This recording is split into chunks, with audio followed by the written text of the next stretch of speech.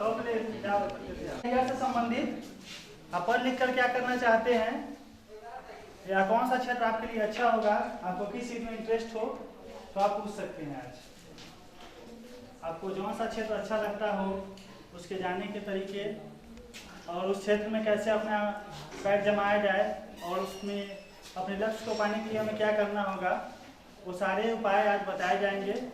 इसलिए आपके मन में कोई प्रश्न हो तो उसे पूछ सकते हैं।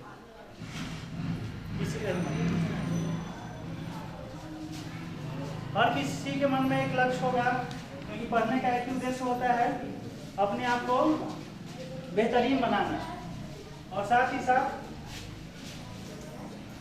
अपने जीवन को स्टेबल बनाना।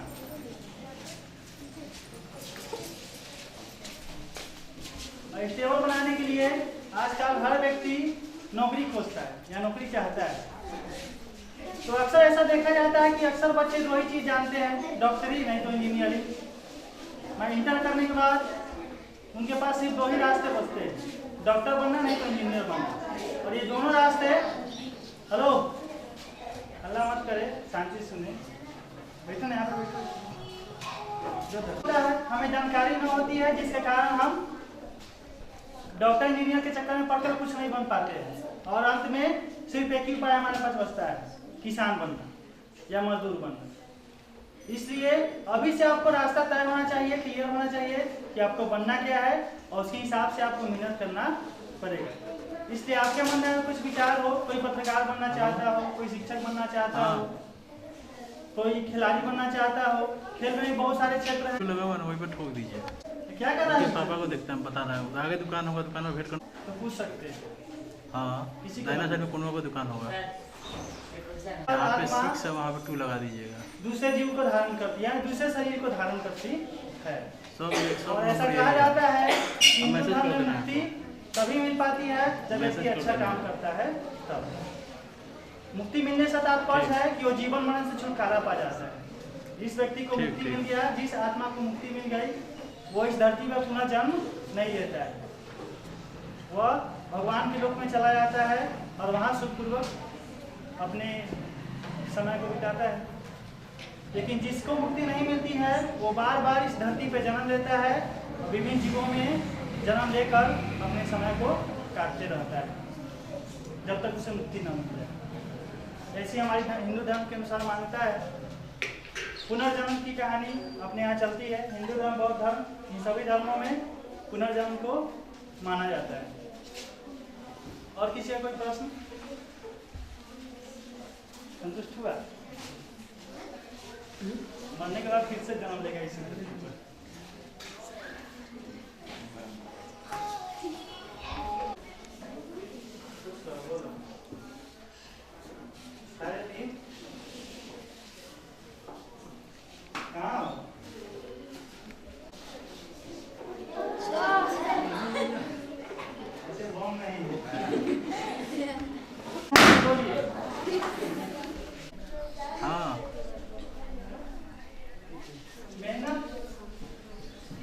वही इजी नंबर है हमारा।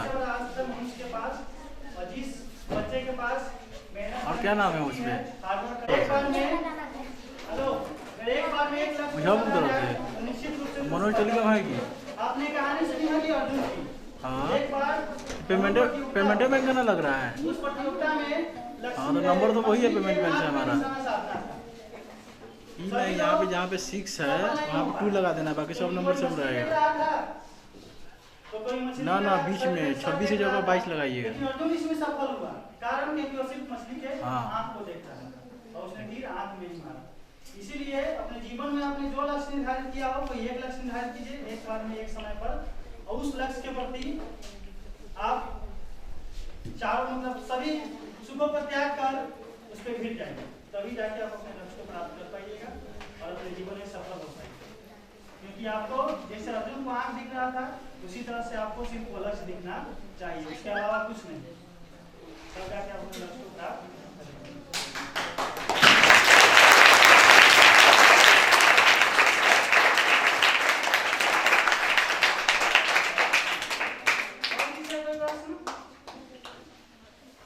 हमारे पास समय का अभाव है, हम जल्दी से काम करेंगे। इम्तिहान बच्चे भी आने वाले हैं, इसलिए आप लोगों के मन में कोई प्रश्न हो तो जल्दी से पूछे।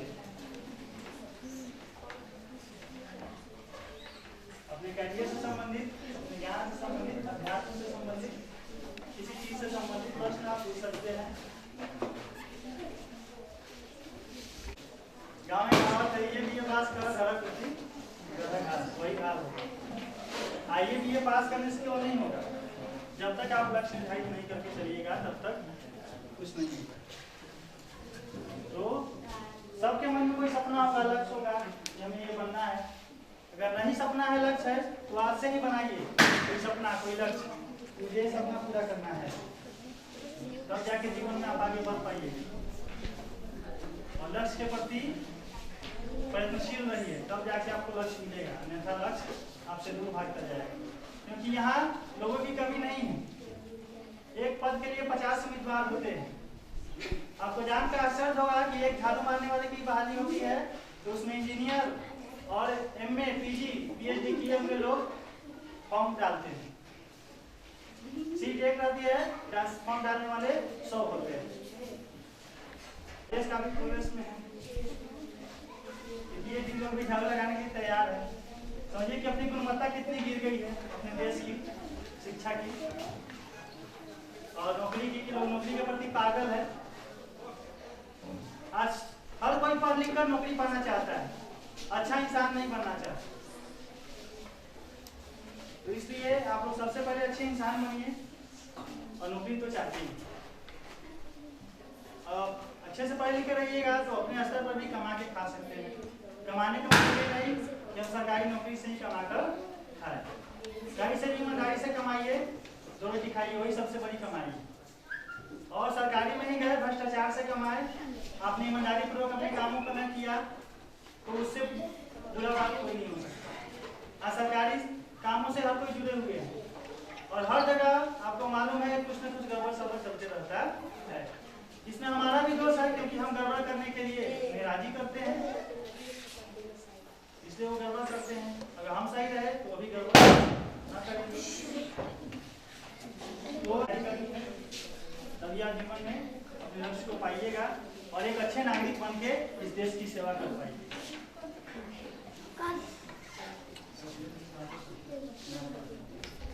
काला तो कितना है? एक्चुअली तड़का जो होता है उसकी लंबाई ज्यादा होती है और बादल अगर घर्षण करते करते पूरी आवेशित हो जाता है और धरती उसे धन देती है, तो दोनों में आकर्षण होता है। फलस्वरूप वो ऊंचे चीज जो होते हैं, चाहे वो तार का पेड़ हो या कोई बड़ा पेड़ हो, उसकी ओर आकर्षित होता है। इसलिए जो बिजली है उसे गिरती है, बड़ी बिल्डिंग पर ही बिजली गिरती है। हाँ, सूरज की किरणें लाल रंग या काला रंग पर ज्यादा अट्रैक्ट करती है।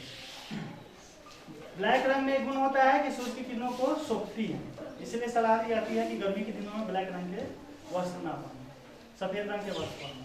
क्योंकि सूरज का जो रंग है 7 रंगों का मिश्रण है और 7 रंग मिलकर सफेद बनता है।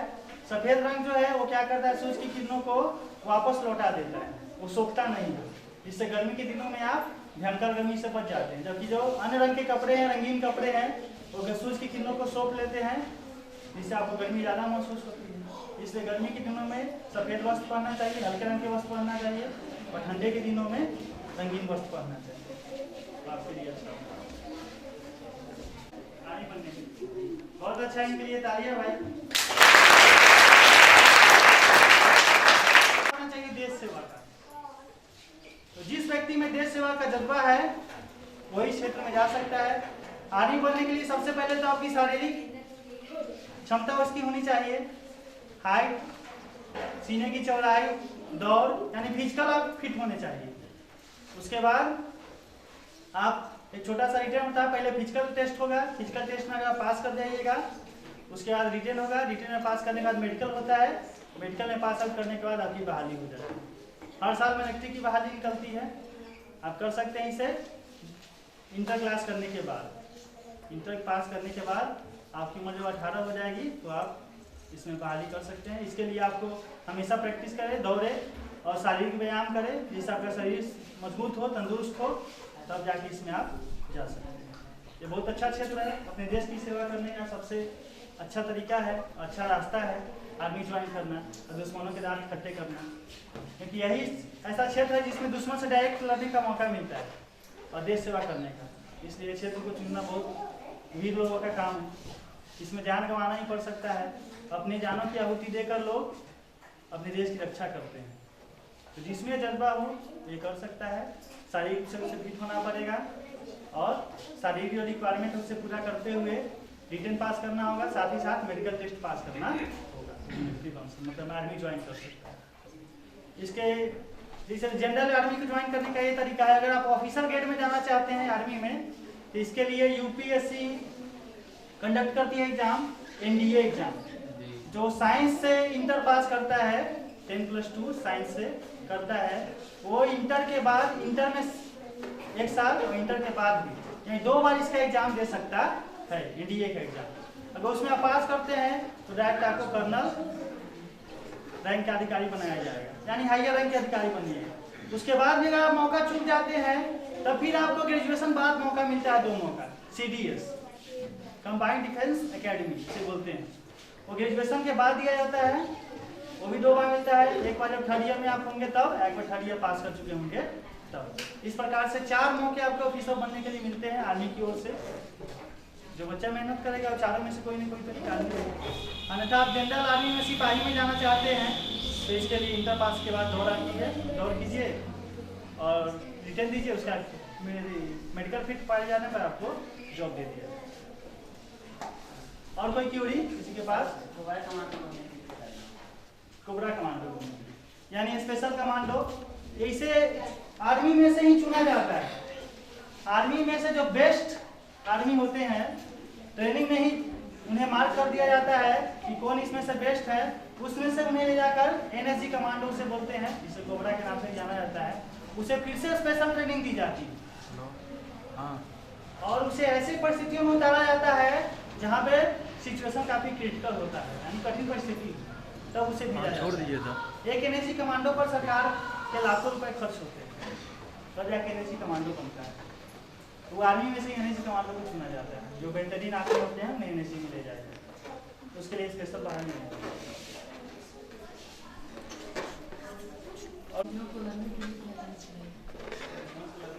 आगे जाएगा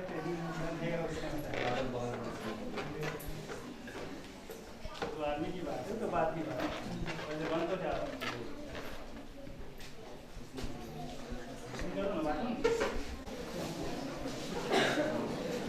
और कुछ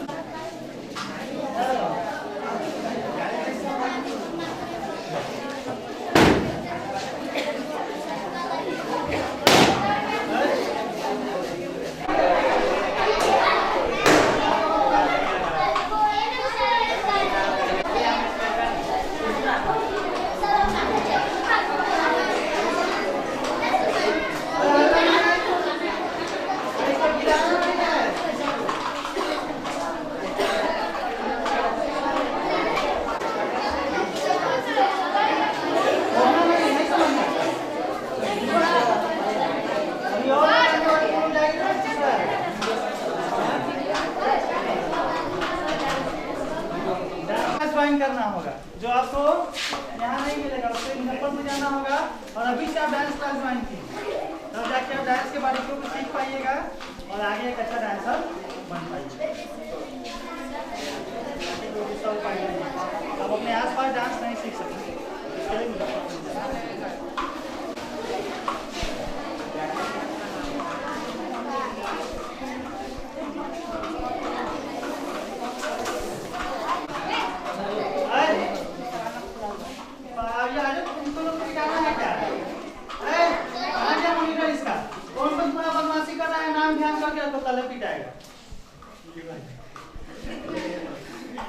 जो बदमाशी कर रहा है उसको चिन्हित करके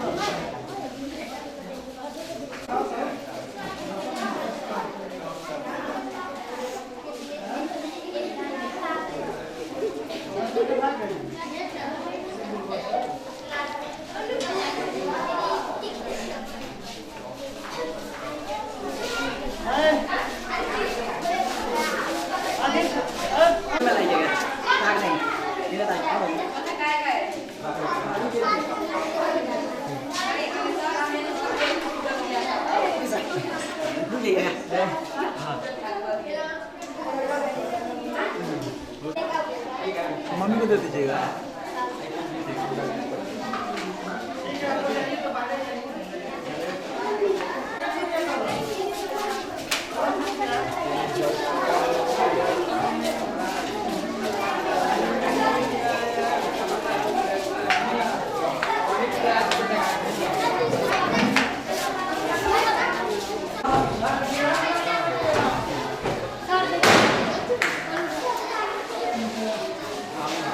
देखो सब बाहर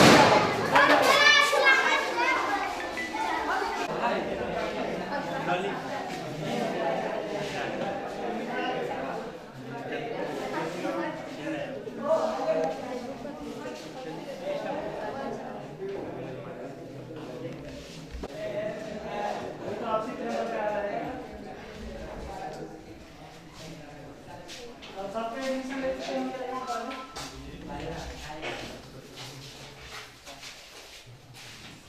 साइंस से कितने लोग एडमिशन लिए हैं?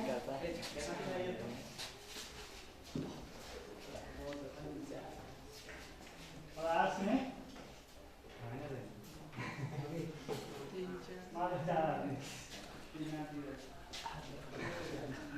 पहला वाला ऐसा है कि साइंस के विद्यार्थी ज्यादा है आर्ट्स से, कोचिंग प्रोग्रेस में है। और सबसे बड़ी सौभाग्य की बात यह है कि शहर के लगभग जितने जो नामी कॉलेज है, इस साल मेरे बच्चे सभी कॉलेज में एडमिशन सौभाग्य की बात है। जब हमारा एक छोटे से गांव से निकलकर हम लोग शहर में चले गए और अपने जिले के नामी ग्रामी कॉलेजों में हमारे बच्चे पढ़ रहे हैं, इससे मुझे बहुत खुशी हुई। और इसी तरह आप नाम करते रहे और आगे बढ़िए, जिला से आगे राज्य में अपना नाम कीजिए, देश में अपना नाम कीजिए, और जहाँ भी आवश्यकता हो मुझे याद कीजिए, मैं आपके साथ हमेशा रहूँगा जब तक जीवित हूँ। मरने के बाद तो नहीं रहता है, लेकिन जीने के समय मरने की बात नहीं होती है क्या? इसलिए सब कोई जी जान से पढ़िए, जितनी एनर्जी है लगाइए, क्योंकि अभी जो आपके पास एनर्जी का भंडार है इसमें कोई कमी नहीं, जो चाहिएगा तो बनिए। और एनर्जी को अगर सही रास्ते पर लगाइएगा तो जीवन में उत्तम लक्ष्य को प्राप्त कीजिए। अगर अपने एनर्जी को भटकाइएगा, लक्ष्य से भटकिएगा, तो फिर जो सपना है वो भी दूर होता चला जाएगा।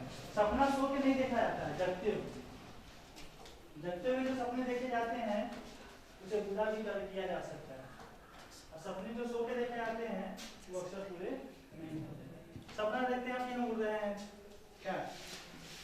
बहुत सारे ऐसे सपने देखते हैं जो दैविक है, जो सोचते हैं वैसा हो जाता है, लेकिन जो जगते हुए सपने देखे जाते हैं और जिसके लिए जगा जाता है, जैसे मैं कोई सपना देखता है कि मैं ये IAS बनूंगा, कलेक्टर बनूंगा, IPS बनूंगा, तो उसके लिए वो जगता है, 24 घंटा 20 घंटा पढ़ता है, 18 घंटा पढ़ता है, और जगते हुए दिन रात वही सपना देखता है कि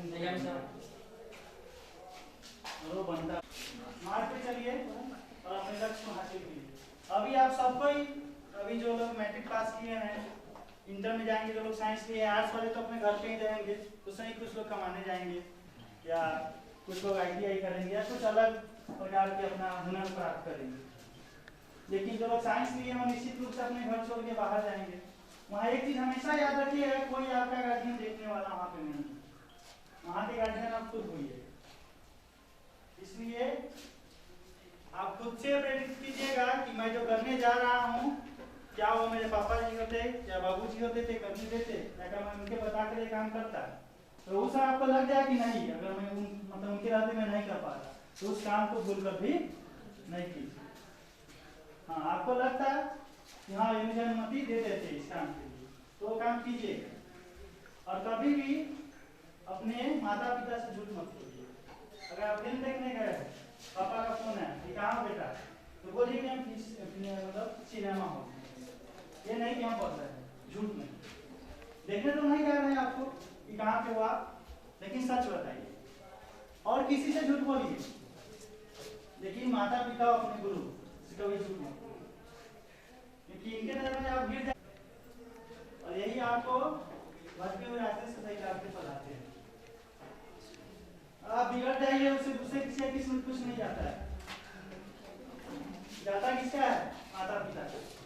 लेकिन उनको आप लोगों से बहुत उम्मीदें होती है, लड़की हो या लड़का, सबसे बहुत सारी उम्मीदें होती हैं कि मेरा बेटा या बेटी पढ़कर अच्छा करेगी या अच्छा बनेगी या अच्छा करेंगे। और दूसरी छोटी मोटी उम्मीदें हमको भी रहती है कि अगर आप अच्छा कीजिएगा तो भूले बिसरे कहीं हम मिल जाएंगे, सामान दे दिया तो मेरा इज्जत बढ़ जाएगा। क्या मान लो इसमें से कोई कलेक्टर बन जाता है, हम पैदल जा रहे हो और उधर से कलेक्टर की गाड़ी में आ रहा हो, तो देख ले हमको पहचान ले, गाड़ी रोके आगे पैर के प्रणाम कर लेगा, इससे बड़ा हमको क्या चाहिए बताइए? इससे बड़ी खुशी मुझे दुनिया में कुछ नहीं मिलेगी। ये चीज होता है। बस अब हमको कमा के 5 रुपये लीजिए कि इसकी गारंटी तो नहीं है, लेकिन ये दे दीजिएगा वो बहुत बड़ी चीज है मेरे लिए। सम्मान, और सम्मान का भूखा नहीं होना चाहिए व्यक्ति को, पैसे का भूखा नहीं। पैसा तो अभी बहुत सारे ऐसे रास्ते आएंगे आपको भटकाने के। मोबाइल है, चकाचौंध है, बाहरी चकाचौंध। दुनिया आजकल चकाचौंध के दौर से गुजर रही है। आजकल हर बच्चे मोबाइल युग है, सब कोई मोबाइल से पीड़ित है। बिना मोबाइल का मोबाइल फोनिया हो गया है। मोबाइल फोनिया होता है, मैनिया या फोनिया कहिए, कि बिना मोबाइल के नींद नहीं आना। अगर मोबाइल खो गया तो ऐसा लगना कि मेरा कुछ खो गया है, परेशान हो जाना, ये हो जाता है। ये भी एक बीमारी है, मोबाइल एडिक्टेड। आज का बीमारी इतनी है, इंटरनेट एडिक्टेड। आपके पास मोबाइल है, मोबाइल क्योंकि इन सब चीजों का नशा लग जाएगा तो फिर आप चाह के भी सही। तो आप ये याद रहिएगा, अपने समाज के लिए, अपने छोटों के लिए आदर्श रहिए। लेकिन अगर आप रास्ते से भटक जाइएगा तो आपका समाज भी आप पे दुख करेगा और छोटा तो आपको वैल्यू नहीं करेगा। इसलिए एक आदर्श जीवन शैली को अपनाएं। आजकल लोग बहुत शिकार हो रहे हैं पबजी के, फ्री फायर के, क्या, और हर किसी के हाथ में मोबाइल पर वैसा शिकार निश्चित रूप से। तो आप किसी चीज के शिकार मत होइए, तभी आप उसके शिकार हो जाते हैं। इसलिए अपने आप को मजबूत रखिए कि हम किसी चीज के आदी ना। अभी आपको एक ही चीज का आदी होना है। सिर्फ एक पेड़ पर मिट्टी की मूर्ति बना के रखी गई थी जिसके आंख में निशाना मारना। उसमें कौरव थे 100 भाई और 5 भाई 105 स्टूडेंट थे उसमें, सबको निशाना मारना था। और पूछते थे गुरु द्रोणाचार्य कि बेटा क्या दिख रहा है? कोई बोलता था पेड़ दिख रहा है गुरु जी, कोई बोलता था गुरु जी पूरा डाली दिख रहा है, क्या, कोई बोलता था चिड़िया दिख रहा है। देखना था क्या हमको? चिड़िया का नाम। 104 में तीर मारा, किसी का तीर कामयाब नहीं हुआ, पेड़ कर गया निशाना। अर्जुन की जब बारी आई तो अर्जुन से पूछा गया बेटा क्या दिख रहा है? तो बोला कि गुरु जी मेरे सिर्फ चिड़िया का आंख दिख रहा है, और कुछ नहीं दिख रहा तुम्हें, पत्ती पेड़ चिड़िया का शरीर नहीं, कुछ नहीं, सिर्फ वही दिख रहा है, चिड़िया का आंख। लड़की का मार निशाना मारे, सीधे जाके आंख में लगा। उसी प्रकार से जब आप घर से बाहर निकलते हैं, घर पे ही रहो, आपको बहुत सारी चीजें हैं जो आपके लक्ष्य में बाधा आएंगी। आपका लक्ष्य है, जैसे मैंने मान लिया कि छोटा सा लक्ष्य मैं रखता हूँ, किसी का लक्ष्य होगा इसमें दरोगा बन जाना, टीचर बन जाना, एक छोटा सा लक्ष्य दरोगा का रखिए। तो आपको सिर्फ वही दिखना चाहिए कि हमको इसको किसी तरह प्राप्त करना है। और उसके बाद बहुत सारी बाधाएं आएंगी, जैसे चिड़िया के पूरा शरीर भी था, पेड़ पौधा भी था, वातावरण भी था, क्या आप सभी देखते। उसी प्रकार से आपको बहुत लोग आएगा, यार दोस्त भी आएगा कभी कभी चल ना बाद में पढ़िए, क्या वैसे दोस्तों से दूरी बना लीजिए। दोस्ती उतने तक सही है जब तक वो आपके लक्ष्य में सहायता प्रदान करे। अगर लक्ष्य से भटकाने का काम कर रही है तो ऐसा दोस्त रहना जरूरी नहीं। तुम अपने रास्ते में अपने रास्ते, तो लक्ष्य में भटकाने वाले सब चीज है। और बहुत सारे काम हैं, क्रियाकलाप हैं। मोबाइल आपका हो गया, ये जो नए नए गेम आ रहे हैं, या लोग फिल्म देख रहा है, फिल्म का ही बीमारी हो जाता है बहुत लोगों को, या वेब सीरीज का बीमारी हो जाता है। तो ये सब चीज है। आजकल युवा है, टीनेजर्स में है तो अट्रैक्शन का बीमारी है। तो इन सब चीजों, ये सब जो चीज है आपको भटकाने वाले हैं। आँख छोड़ के बाकी सब दिखेगा। और एक चीज ये भी ध्यान दीजिए, वही है कि आप एक्सपीरियंस हुआ 15 साल कि जो बुरी चीजें है वो ज्यादा अट्रैक्ट करती है और जल्दी समझ में आती है, अच्छी चीजें जल्दी किसी के बस में नहीं आती। इसलिए अच्छी चीजों को प्राप्त करना है तो उसके लिए तो मेहनत करना पड़ेगा, और आसपास जितना जो है उस सबको कुछ हम लोग को दिखना नहीं चाहिए। सिर्फ एक ही चीज देखिए आप जो आपको देखना है, बाकी सब तो देखना ही नहीं। बाकी सब तो समझिए कि फालतू का आवाज, कुत्ता वाला, हाथी चले बजा कुत्ता हो गए, बस वही समझिए। और सिर्फ एक ही चीज देखिए, लड़की जो इंटर पास कर चुके हैं वो लोग के लिए भी अपॉर्चुनिटी अब शुरू हो चुकी है। इंटर पास से बहुत सारी वैकेंसियां आती है। उसके ग्रेजुएशन में जो छात्र आ गए हैं, ग्रेजुएशन पास पे जो हाई लेवल का ऑफिसर रैंक का जो जॉब होता है ग्रेजुएशन पास पे ही होता है, तो उन लोग के लिए भी द्वार खुलने वाला है। तभी नहीं कि जब ग्रेजुएशन पास करेंगे तब इसकी तैयारी करेंगे, तब तो आप पीछे हो जाएंगे। क्योंकि आपको ये जानकर आश्चर्य होगा कि अभी एक फॉर्म आया था IBPS बैंकिंग का फॉर्म था, उसमें 9,800 कुछ सीट था। मैंने सोचा मैं फॉर्म भर देता हूँ, बैंक का भी एग्जाम देखता हूँ कैसा होता है। जब उसमें मैंने अपना सीट देखा तो मात्र 36 सीट, मतलब 9,960 में कितना सीट था मेरे लिए 36। अब समझिए किस तरह से बंटवारा है। फॉर्म कितना लेकर भरेगा, तो कम से कम नहीं हो भरेगा तो 20-50 लाख भरेगा।